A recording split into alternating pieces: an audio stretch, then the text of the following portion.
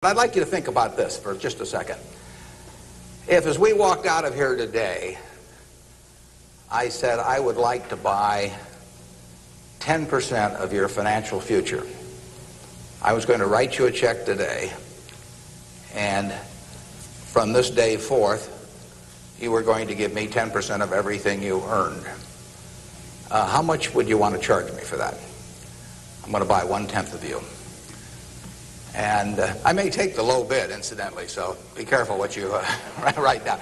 Well, I think if you thought about that a little while, you can contemplate that for a few minutes. You know, you're going to get a check from me today, and you can do anything you want with the money, but from this day forth, you have to give me 10% of what you earn.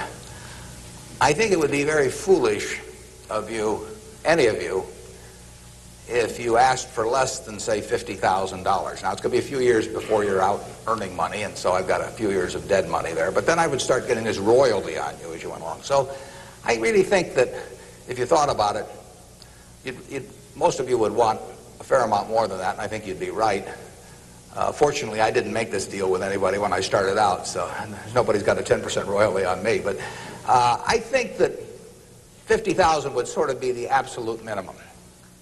And if you think about that, that means that right today, you are worth $500,000, because if 10% of you is worth $50,000 in cash today, your potential is worth a minimum on a 100% basis of $500,000. That is the big financial asset you've got.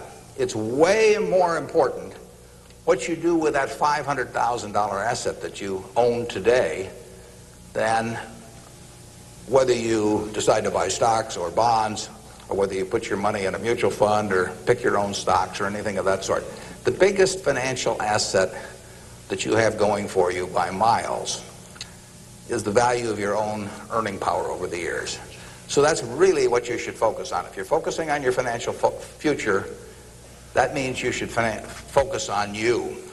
Because whether your 10% is worth $50,000 or $100,000 or $300,000, which would be $500,000 or $1 million or $3 million for all of you, whether it turns out to be one or the other is really dependent in a very large part on what you do in the next few years.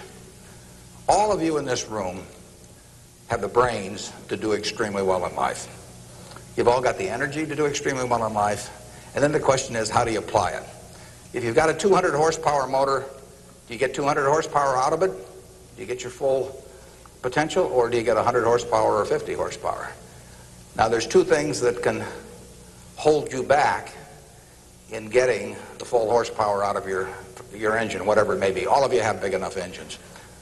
And one of those is a lack of education, but that probably isn't going to happen to very many people in this room.